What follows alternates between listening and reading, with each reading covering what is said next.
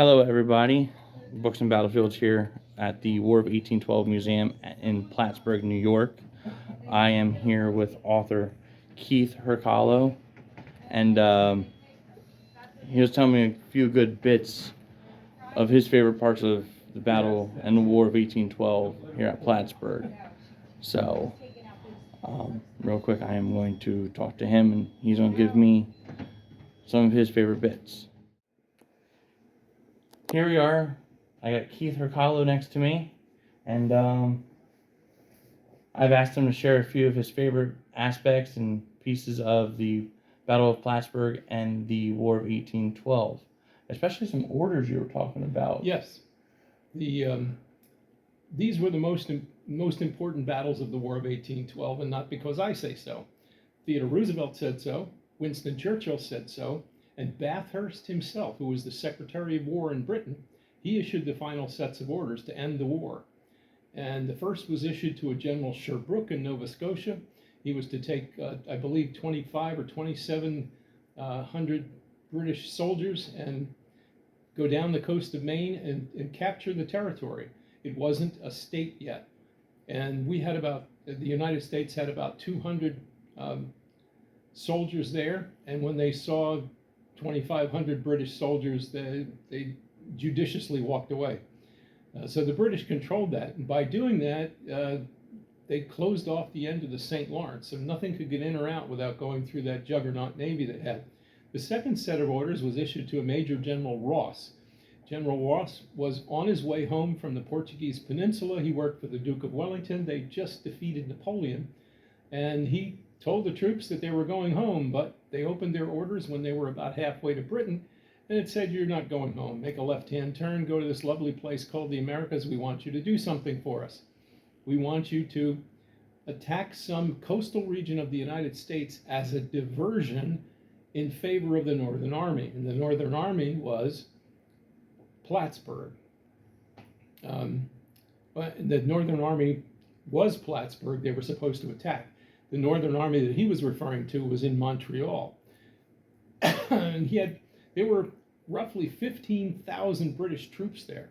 So the first thing that he was ordered to do was create a diversion at Sackett's Harbor so that the Americans would think that there was going to be a major invasion from Kingston, Ontario. And it worked. The American government sent all the troops from Plattsburgh, almost but 300, and sent them all 205 miles away to Sackett's Harbor, because in Washington, they thought that the main engagement and invasion was going to come from Kingston, Ontario. It wasn't there. It was here. So that diversion worked. Then the coastal region of the United States was attacked. That's Fort McHenry in Baltimore. Well, they did that, and they created quite a slew, but they weren't supposed to capture or occupy anything, only to make a lot of noise. And they did. Bombs bursting in air, rockets, red glare, all that business. We had rockets and bombs here, but didn't make any difference. The diversion was successful. The American government, although they burned Washington, they weren't supposed to. The orders said don't go inland, but they defied the orders of the Secretary of War and actually went inland into Washington. Some people say there was a battle in Washington. It's hard to have a battle with nobody. They did burn down the president's residence. It wasn't called the White House. Through the 1800s, it was the president's residence. Teddy Roosevelt's the one that actually put the tag on the White House, meaning the office of the Secretary of War, or excuse me, the office of the president. And let's see, when they were finished there, Ross was killed. They put everybody back on the ships. The orders to Ross said, take them down the east coast of the United States and go to the Caribbean islands and pick up more men and supplies. And then they didn't have a land commander. They had two naval commanders, but no land commander because Ross was killed. So the Prince Regent, through the Duke of Wellington, supplied a land general, and it turned out to be General Pakenham, who was the Duke of Wellington's brother-in-law. He didn't have a job anymore because Napoleon was captured. So they put him on a fast frigate and sent him down to the Caribbean islands. Well, his job was the big cheese. He was supposed to attack New Orleans. That happened after the war was over. The war was over on December the 24th, 1814. Now, some people say that he attacked because they hadn't received word that the treaty had been signed and ratified, and that ratified by the United States Congress.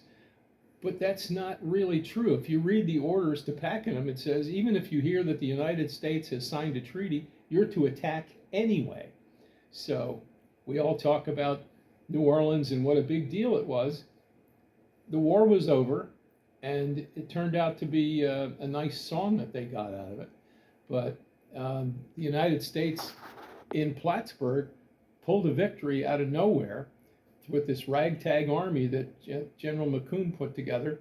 They called him the Master of Illusion. He made this ragtag bunch of farmers and shopkeepers and kids and old guys look enormous. And the British general thought he was on land, his troops were surrounded, and then he lost the fleet.